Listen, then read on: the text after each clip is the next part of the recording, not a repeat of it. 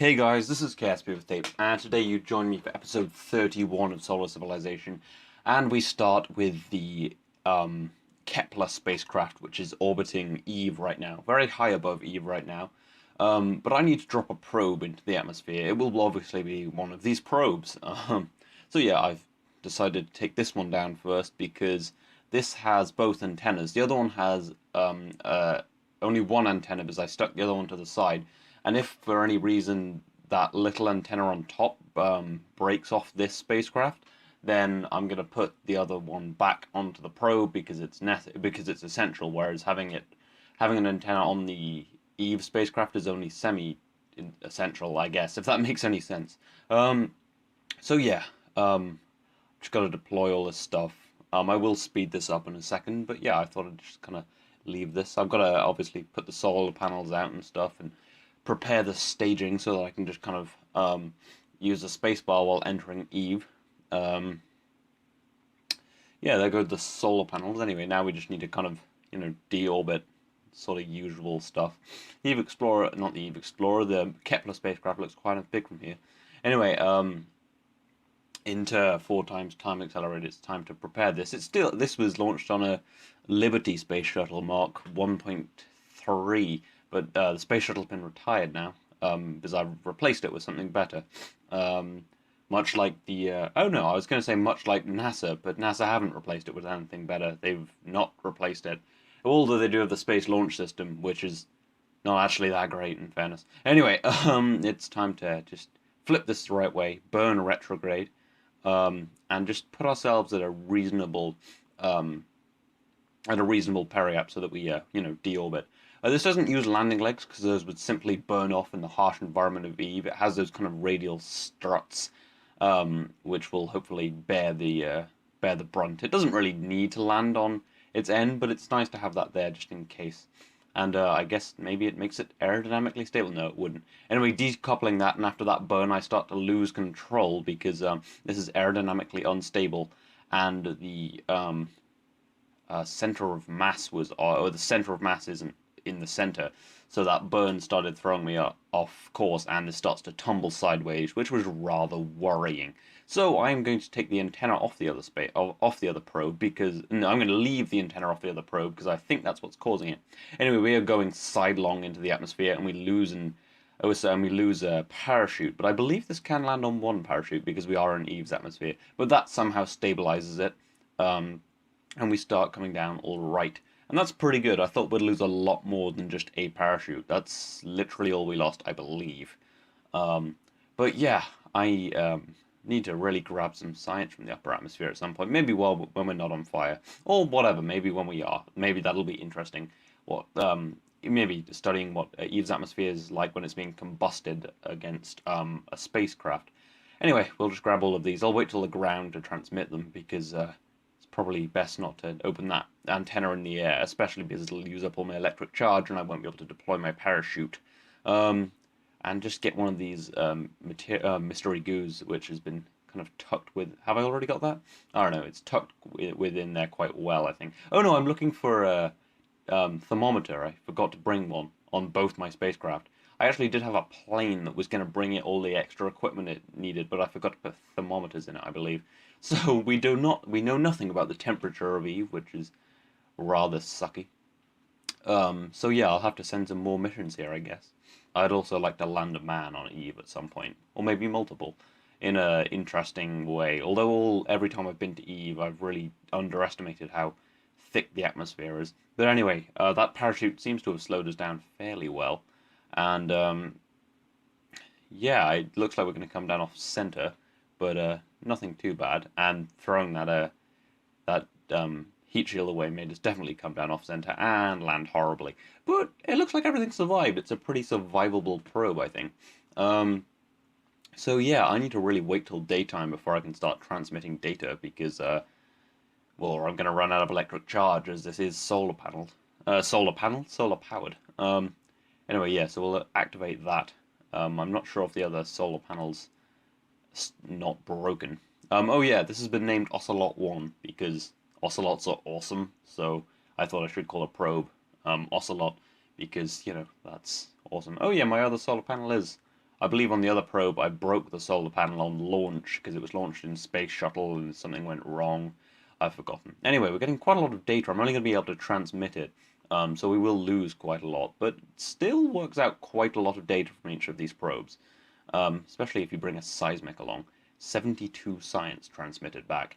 Yeah, it would be nice to bring a man down here one day, but I probably will have the technology with the new B9 pack. I am still playing in 0.24, well, 0.24.2 because the mods aren't compatible yet. I might upgrade it, might not. It depends. It's just how quickly the mods get updated. Anyways, should probably switch back to the Kepler spacecraft and go and grab some science. Thought I'd cut this loading scene out. I'm sorry about that. That's terrible production quality. Yeah, loading times are pretty bad with this because I have so many mods installed. My save files are gigantic. Where's my 8 meter per second burn about?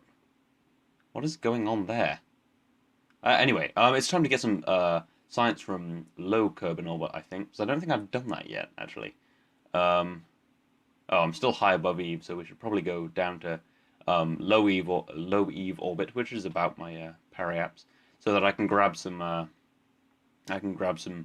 low Eve orbit science because that would be quite nice. I forgot to get it. I forgot to get it last time I was low around Eve. My orbital period is, I think, about a day right now. No, I think maybe 2 days, because I'm in such an elliptical orbit because I don't want to waste fuel. Anyway, grabbing all the science that we can transmit back, and just grabbing these things from my other scientific equipment, which I can reprocess in the lab, which is quite nice. Yeah, I always transmit. I only transmit things that I can either get 100% back from, or I can get what am I thinking? Or that I just literally can't bring back, like stuff on the surface of Eve. I really can't bring that back right now, and I'm not going to wait 10 years until I've unlocked something. Well, or just wait until I can grab it. But with crew reports, I transmit them back. But crew reports and EVA reports, but everything else I keep so I can take it back on the spacecraft because on top there is a return spacecraft. I would quite like to leave this fuel in orbit of Eve because it might be useful if I ever put an orbital base here. I'm not sure. Anyway, it is daytime on Eve right now. Okay, it's not daytime. It's going to be daytime on Eve, and we get a beautiful sunrise. Look at that sun just peeking over the hill there, and getting all the power we need to start transmitting this data back. Yeah, these probes have been pretty good. I just basically packed them with science and tried to hide everything from the deadly re-entry. We came in at about 4.5 kilometers per second, I believe, to a very thick atmosphere. So that heat shield held up very well. And to say we only lose one parachute, considering our re-entry path, was pretty good. I was worried we'd lose some scientific equipment. But yeah, just kind of trying to transmit all this back. And kind of logging some things on the unreusable things, and anything I can get repeat tests on, like that seismic report. Just as much science as I can possibly get, because I want to be unlocking some bigger parts. Anyway, I have a Duna, well, not a Duna mission. I'm starting to set up a Duna base. That's all in the works. So I am going to start training my crew for longer duration missions. This is simply a Morpheus 5 launch, my standard Moona and Minmus vehicle, being launched aboard the Triton 2, of course, my heaviest launch vehicle right now, which takes about 30 tons to orbit, so not great. But the science from this will be helping to get bigger parts, because I need bigger parts to get my base kit set up for Duna, and these kind of missions, I guess, would be training the astronauts. Because Bill Kerman is, well, none of these have ever been to another planet before. Luke and Bill have been to many different bodies, such as the Moon and Minmus, and have done stints aboard space shuttles in the Prospector space station. But Lobus is quite new to it, and they just need to train lots, and these will be slightly longer duration missions, but this only has like 7 days life support, so, got to be a little careful. Anyway, so we will be heading to Minmus today. With the Morpheus 5 and grabbing lots of science to just generally make my missions possible. I did launch at night And I did just break a solar panel. That happened last time. I've got to, redo those fairings. Anyway, I did launch at night, and that was for the simple reason that I have a very small time window. Well, just kind of launch window, because in a day I have to be I have to be doing something with the Eve Kepler mission, as you can see on my Kerbal alarm clocks.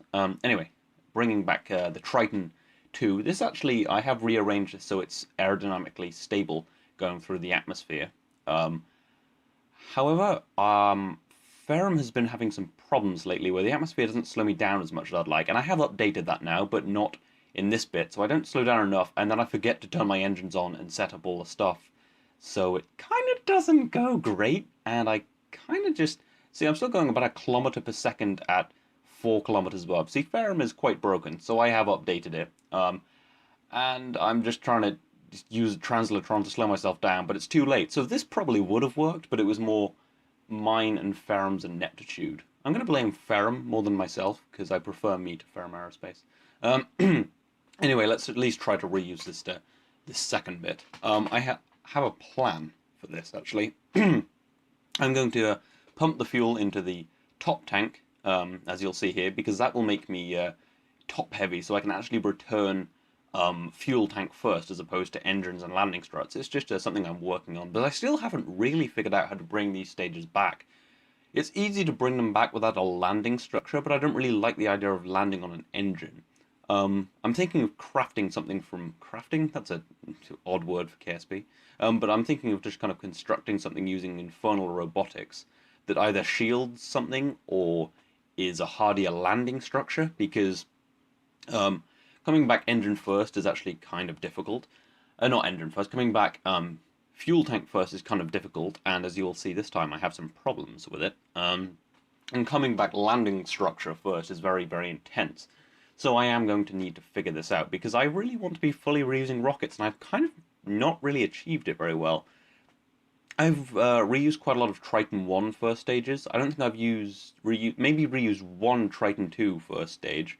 In terms of second stages, I've reused a couple on the water. Maybe not a couple. I think it was something like maybe like 4 second stages on the water. So, I'm making progress, but the amount of launches I've done, it's kind of pretty slow progress. So, yeah, I think I'm going to put more thought into it rather than just doing the same thing over and over. Anyway, yeah, so this broke. Just everything broke off the bottom somehow, even though it was shielded. I think it was just probably not a Ferrum glitch, just how Ferrum Aerospace works. And yeah, it didn't burn up though, just kind of broke apart. Well, only my control systems, which kind of made it kind of rubbish. So yeah, another failed attempt. Which isn't optimal, because, this is a very expensive rocket, and it has been destroyed entirely in the ocean. But yeah, so I have lots of plans, including 3.5 meter reusability, which will give me bigger fuel margins, bigger space margins, and just generally a few things that might work better, I'm thinking. But yeah, we'll be doing testing of that in future episodes. Anyway, it's time to head to Minmus and play around with the raster prop. I think that's called raster prop. The inside the cockpit stuff, we have all those screens. I'm not sure. It's part of the B9 pack. I'm looking at all this debris right now. I have a lot of debris around Kerbin. I often do almost get hit by debris, like usually only about 10 kilometers close, but Anyway, burning out that transfer stage, heading out to Eve. Eve? No, heading out to Minmus. This is a much smaller spacecraft. It could not get to Eve. Yeah, no, it could definitely get to Eve. Eve's pretty easy to get. Oh yeah, you can see some debris there, kind of coming fairly close. Yeah, this has the Delta V to get to Eve, but it doesn't have the life support or the Delta V to return. Maybe it has the Delta V to no, yeah, it could probably do a round trip. It's pretty easy to get places in the Kerbal system, especially close by planets. Anyway, I am just going to fine-tune this a bit so I come down kind of over the poles of Minmus, I think, would be good, because, yeah, there we go. Because I need to get some science from the poles, or just kind of highlands sort of thing. Yeah, this will be broken up by the next Eve probe mission, because that's in a day, and it takes more than a day to complete a Minmus mission unless you are incredibly fast. and have lots of fuel. But yeah, just bringing my periaps down as usual. These have become pretty routine now. I've done a lot of moon missions. I've even got a Kethane base. Well, I kind of was gonna set up a moon base, but then I've kind of gone ahead with this Duna base planning, and that's going to take up most of my most of my launches until the Duna transfer window, which is about 100 days away. Which is one of the reasons I need bigger rockets, because I want to put multiple things on a launch. So I'm talking like a moon mission and a Duna base piece. I mean, that's not something that would happen in real life. Multiple things on a launch vehicle in real life are more kind of, you send a large satellite to orbit, a few minor satellites go along with it, or you send, say, a spacecraft to the International Space Station, and you just deploy a couple of satellites. But I'm thinking proper heavy launch vehicles that can take a mission to the moon and part of the Duna base kit. Yeah, I have some pretty big plans for Duna. Not just like a little base. I'm thinking 3 large transfer ships doing some cool things. One of them, I think, is going to be an orbital base kit. The other one, a ground base kit, which includes Kethane and stuff. And maybe a military vessel. Spoilers much. So yeah, I hope you don't mind the spoilers. But anyway, this is the first time Morpheus 5 has actually landed on Minmus, and it will be jumping to multiple biomes because Minmus has very low gravity and this has a huge amount of delta V. Sadly, no Kethane mining base on Minmus, so I can't refuel, but maybe in the future. If this was the moon, I probably could refuel, but sorry, I've still got a terrible cough. Yeah, if this was the moon, I could refuel, but it might be a little difficult. But yeah, maybe I'll try it out at some point. I do want to seriously put down a moon base as well, preferably before I head out to Duna. But yeah, I've had experience with long duration missions, such as the Duna mission itself, the Eve mission. Um, I did have a temporary moon base, actually. If you remember, a while ago, there was a science base. It was temporary and kind of went horribly wrong. It was actually on episode 13, because lucky 13, everything went wrong. Anyway, I have slowed this down for this bit, because I like to slow down for touchdown. Slow down for touchdown. I'm so smart. Anyway, we do have a little bounce, because I touched down kind of quite hard. But anyway, that looks pretty good. I'm going to grab a EVA report, check where we are, after quick saving, of course. Take an EVA report, and we're in the lowlands somehow. This isn't the poles, this is the lowlands. And I have already taken pretty much all the science from the lowlands, so it's time to move on. I really should have taken a seismic report, because I'm pretty damn sure I haven't actually got a seismic report from the lowlands. So that was smart of me. But I have a ton of Delta V, so I will be jumping towards the poles, and hopefully getting to the poles biome, because I haven't got any science from there. Anyway, I will be speeding this up a little bit in a second, because, standard stuff. Oh, you can see Kerbal there in the background, and there's 2 stations. Of course, the fuel station Alpha and the Prospector station. And out in the distance, I believe that's the Duna. Yeah, that's the Duna Explorer, because there's a lander there, which means it's the Duna Explorer. Anyway, we're above the Midlands now, apparently, which is annoying, because I have been to the Midlands before, and I was worried about this, but I realised that when I went to the Midlands, I only got an EVA and an EVA report and a surface sample, so I can still get quite a bit of science from here, which is fine. I don't think I even got a crew report, so yeah, this should be fairly profitable, and hopefully I can jump to one more biome if I'm lucky and pick it well. Yeah, there we go. I'm just going to grab all this science and, return it to Kerbin. Oh, and now we're into 1 times time accelerate again, I guess. I think that's a bit random, but yeah, that's fine, I guess. Anyway, I'm just going to start transmitting some of this, I guess, because I will need to take another crew report. But yeah, I swear this playback seems to be running kind of slowly for me. I really hope not, because that'll be really annoying to sync. Anyway, yeah, so we're just going to get another crew report there, and I think I, for some reason, click keep instead of transmit. I should have just transmitted it, really. Should also read the flavor text. I pretty much never do that. Anyway, we're going to get Bill Kerman out, the commander of this mission, of course. That's why he's in Commander Orange. Luke Kerman is he's actually being picked up by the military for the military space program. And yeah, there you go. There's hardly any science from here. Luke Kerman will of course join the military because I have big plans for lots of Luke Skywalker based jokes. Um, just because I occasionally develop fighters, and I think Luke Kerman should be at the command of that because he's pretty good. Anyway, calling this another Midlands landing because of course it is another Midlands landing. I have already been here, but I can grab science, of course. And yeah, clearing up the rest. Oh no, I don't know. Clearing up the science we didn't get last time. I think I put down. Yeah, there you go. Just a nice little bit of flavor text there. Anyway, I'm gonna be landing another probe on Eve in the next episode, and probably concluding this mission, and maybe some other cool stuff. Anyway, I hope you've enjoyed this, and it is time for me to say this has been KSP with Tape. I will see you next time.